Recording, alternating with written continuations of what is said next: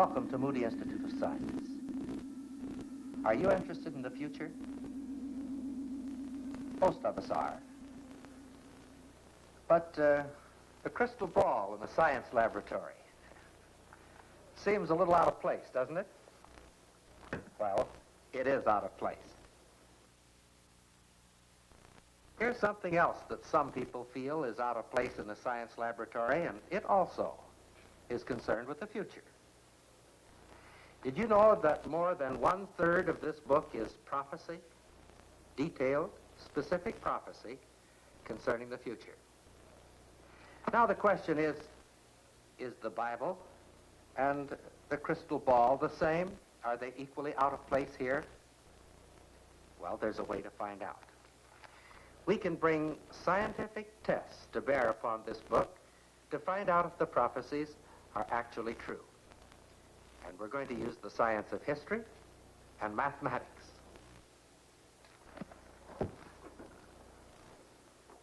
By way of preparation, I recently spent several months visiting many of the places and nations that are prominent in Bible prophecy. The journey was not an easy one, for these places are scattered across thousands of miles of the turbulent Middle East. From the cool waters of the Mediterranean, down through the burning sands of the deserts of Arabia, to the far distant land of Iraq. But of all the places I visited, none plays a greater role in Bible prophecy than the ancient city of Jerusalem.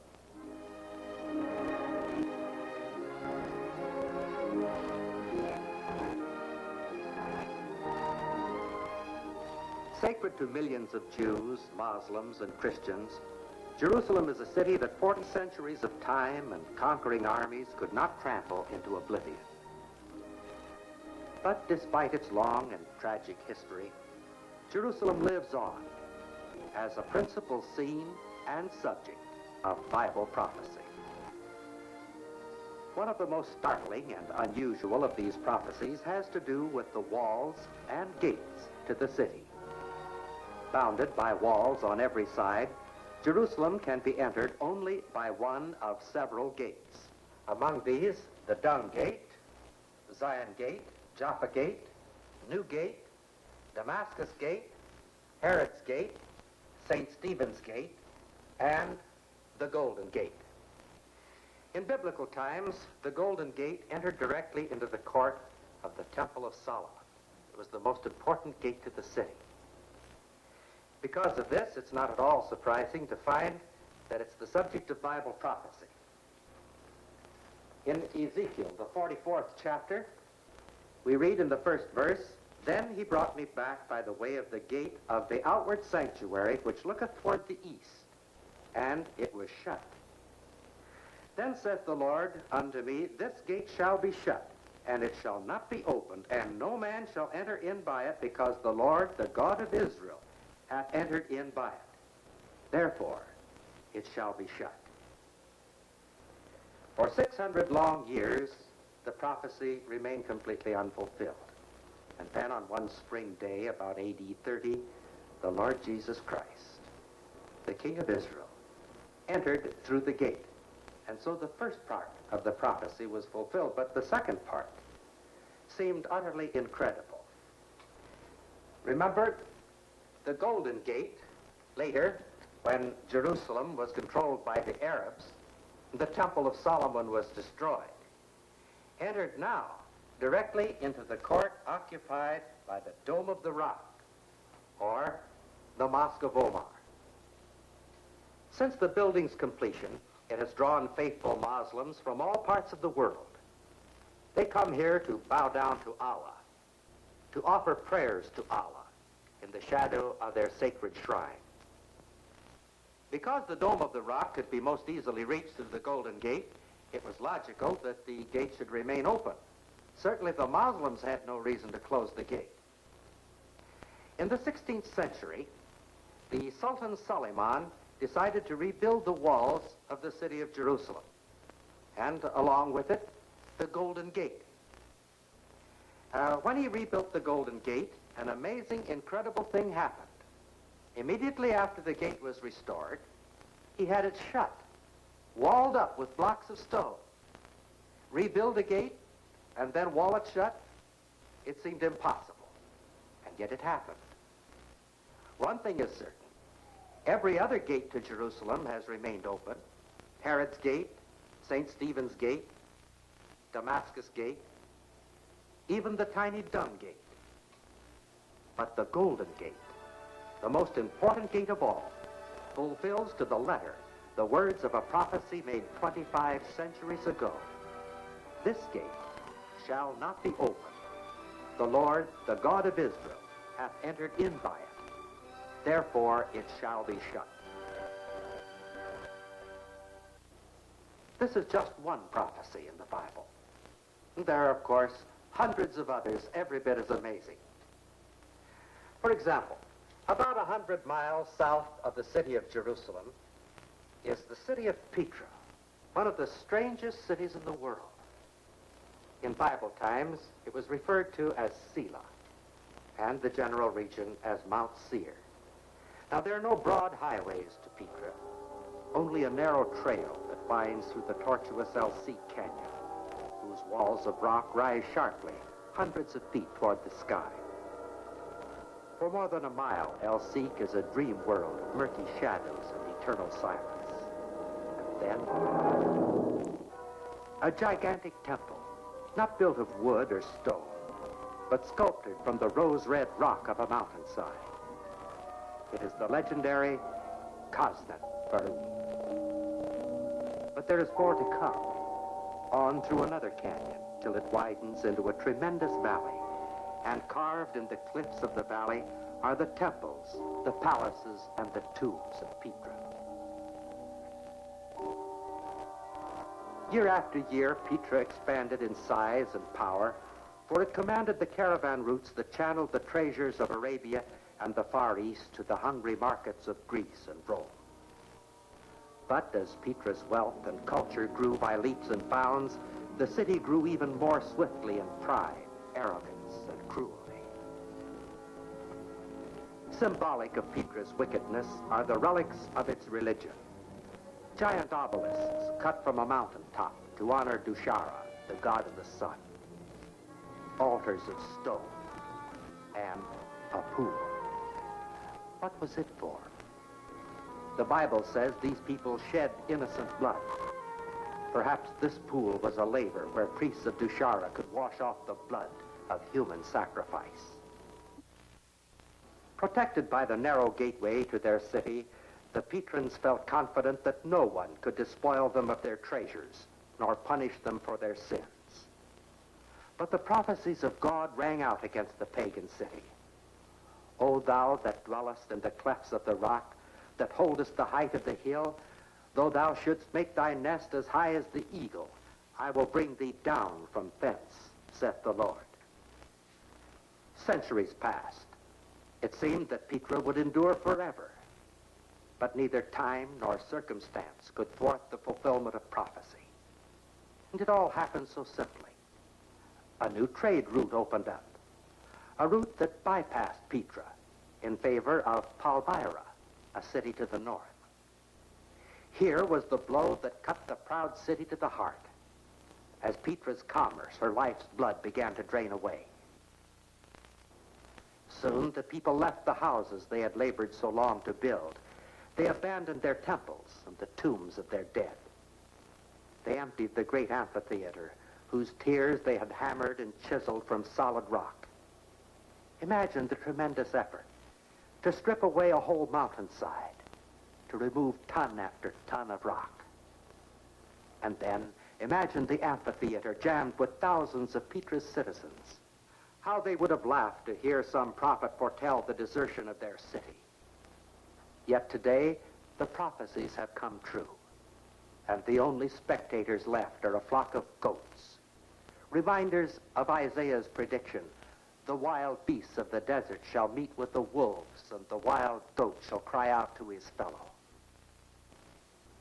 A few birds nest among the ruins, for, as the Bible foretold, the owl and the raven shall dwell in it. There shall the vultures be gathered. Thus saith the Lord, thorns shall come up in her palaces, nettles and brambles in the fortresses thereof. So again, Bible prophecy is fulfilled. Not by mighty armies, nor by great battles, but simply by the change of a trade route. The city of rock, built to last forever, has become a lifeless valley, filled with the tumbled wreckage of Petra's glory.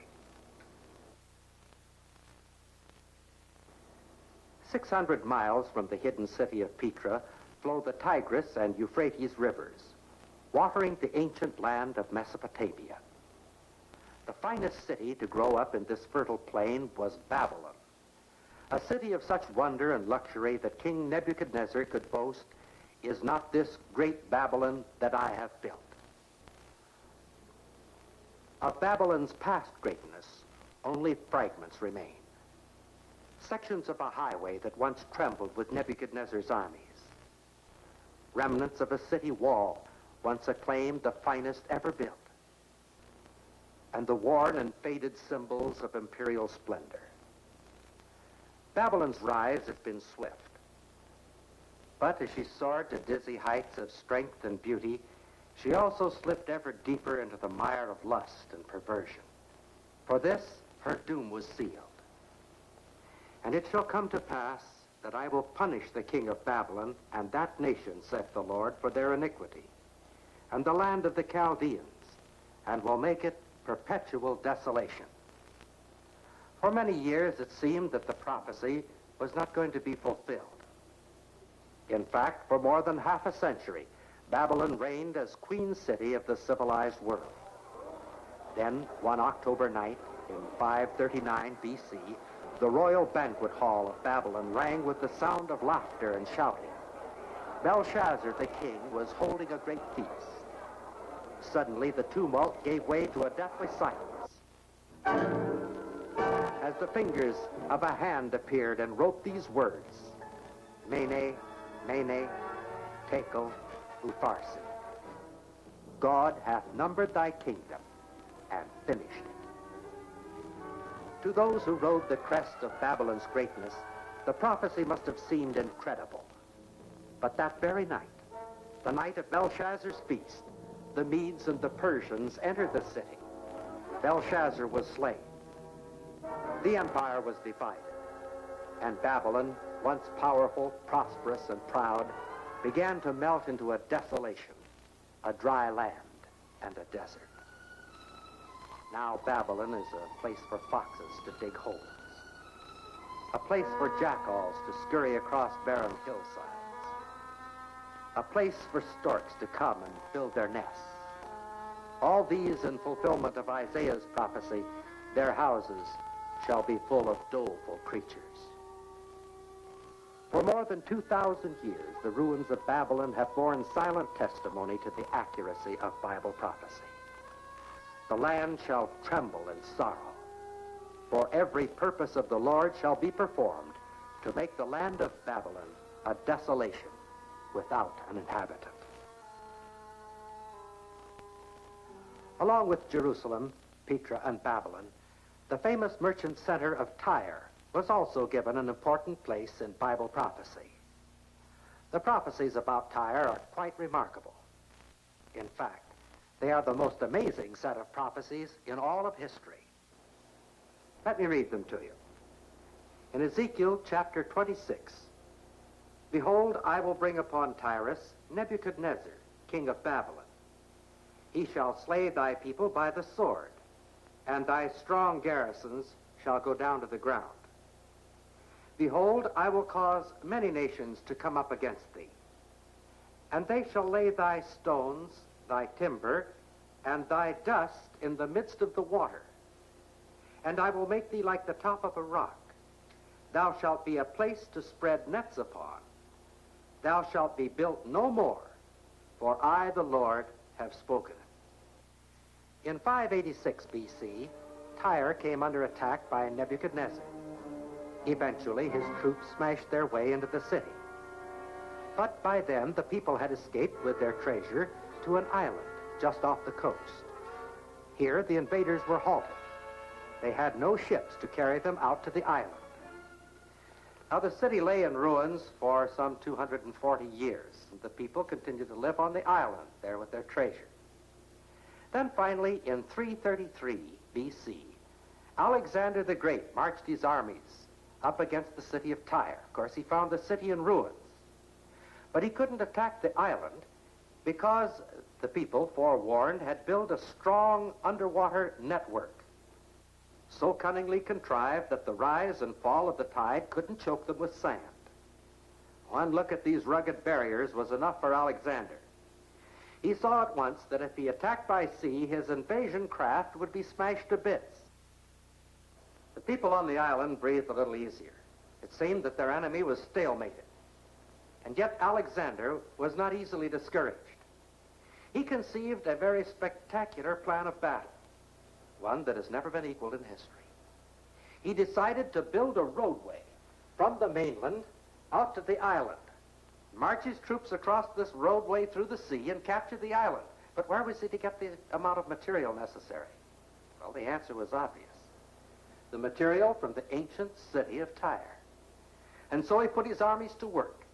And stone by stone and brick by brick and timber by timber, the whole of that city was thrown into the sea, literally. And when that wasn't enough, they even scraped the dust and threw it into the sea to make the roadway to the island. And so, exactly as predicted, they left the site of Tyre as flat and barren as the top of a rock. Today, centuries of drifting sand have covered Alexander's causeway. The fulfillment of prophecy has actually transformed the geography of Lebanon. And what was once an island is now part of a broad peninsula. On the tip of the peninsula is a small town that now carries the name of Tyre. But this town is built on what used to be the island, and not a part of ancient Tyre. The large and powerful city of ages past is gone. Today, on the spot where Tyre stood, humble fishermen come to ply their trade. Tyre, the city of the finest seamen, the wealthiest merchants, the bravest explorers, has become, as the Bible foretold, a place for the spreading of nets. Ancient Tyre has never been rebuilt. Though it has a fine location for commerce, rich, fertile land, and the fresh water of Ras El Ain Springs, more than enough to meet the needs of a great city.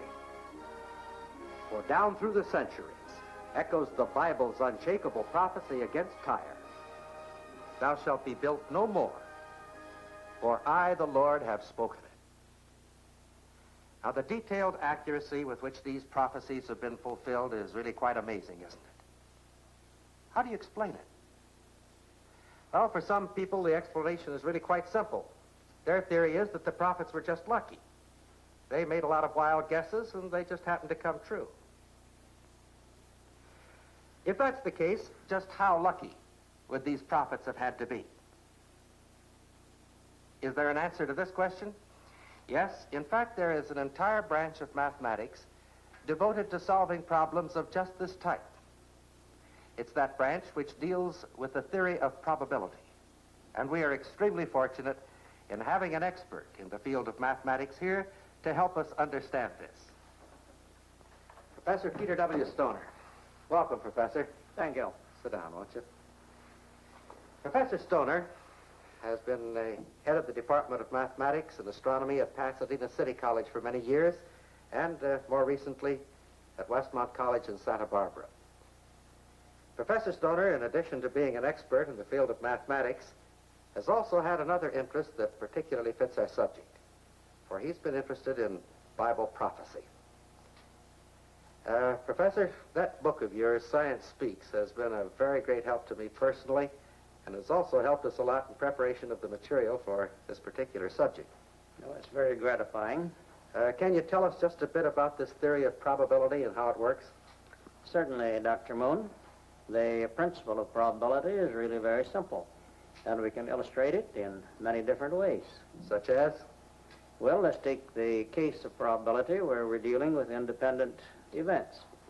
And say we illustrate by asking the question, what is the chance of a man becoming bald and losing a finger? Well, those are unrelated events, aren't they? Yes, they certainly are. And if we know the chance of each one occurring, we can compute the chance that they will both happen to the same person. Let me illustrate.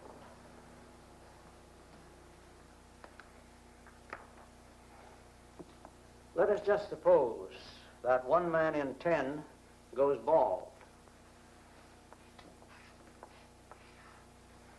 and that 1 man in 100 sometime loses a finger. Then the probability that 1 man will both become bald and lose a finger is the product of these two, or 1 in 10 times 1 in 100, which is 1 in 1,000.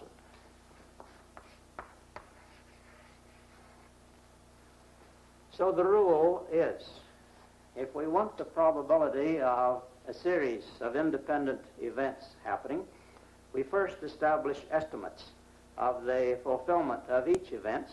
Then we multiply the results, and we obtain the probability that the whole series will come true. Exactly how do you apply this to Bible prophecy? I took several prophecies and submitted them to some 12 different classes, representing some 600 college students, and asked them to carefully examine the prophecies and produce the estimates that they thought were conservative.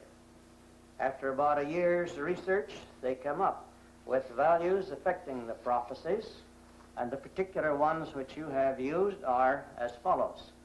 The probability of the Golden Gate prophecy coming true was about 1 in 1,000.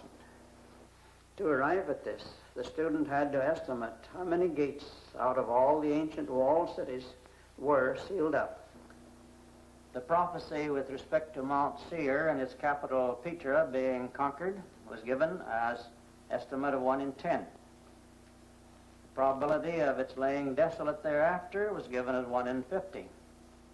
The probability of its never being re-inhabited was given as 1 in 100. With respect to Babylon, the probability of its being destroyed was agreed upon as 1 in 10. That it would never be re-inhabited as 1 in 100. The chance that Tyre would be destroyed by Nebuchadnezzar was agreed upon as 1 in 2. The chance that other nations would participate in the destruction was given as 1 in 5. The chance that its stones, timbers, and dust would be laid in the sea was given as 1 in 10. The chance that it would be made flat like the top of a rock as 1 in 2,000. The chance that it would later become a place for the spreading of nets as 1 in 10. The chance that it would never be rebuilt as 1 in 20. I see. Well, then your next step would be to calculate the probability of all the prophecies coming true. That's right. Now, obviously, these are not precise figures, but only crude guesses. There are also problems associated with selecting prophecies and with the possible dependency of the events. But to get some idea of what is involved in fulfilled prophecies, we multiply these together and come out with the tremendous figure of 1 in 2 quintillion. Of course, that is a chance so small that it is quite impossible for the human mind to conceive of it. Yet, let's try. Let's suppose we had 2 quintillion silver dollars, and we marked one of those silver dollars, stirred it into the whole mass. Then we took all of these silver dollars to the state of Texas. Texas has an area of a little more than 250,000 square miles. We will spread our silver dollars out on the surface of Texas. They will cover the entire state of Texas to a depth of about 35 feet. Now we will blindfold a man and send him out to get that silver dollar. He may travel as far as he wishes across Texas. He may dig as deep as he pleases. But at the end, he must come up with a silver dollar and say, this is it. What chance does he have? Well, it is about the same chance that we would have of your prophecies coming true providing they were written in human knowledge. But they did come true to the very last minute detail. Thank you so much, Professor Stoner. That's been a wonderful help. The accuracy of Bible prophecy is an amazing thing. So far as I know, there is not one bit of Bible prophecy up to this point that has not been fulfilled. And to me, this is the strongest evidence of the divine origin of this book. But the prophecies in the Bible do not concern cities and nations and people alone. Oh, there's even more about nations and people just ahead, for this book is far more up to date than tomorrow morning's newspaper. But even more important are the prophecies in this book concerning your future and mine. Where are they? They run from the beginning of the Bible clear through to the end. Now, I'm not going to attempt to interpret them for you or even to read them to you. I'd like to help you find them, though. The Gospel of John is a particularly good place to start, for it tells us much about where we're going to spend eternity and why. In the first chapter, for example, but to as many as received him, to them gave he power to become the sons of God, even to them that believe on his name. And then in the third chapter, the 36th verse, he that believeth on the Son hath everlasting life. And he that believeth not the Son shall not see life, but the wrath of God abideth on him.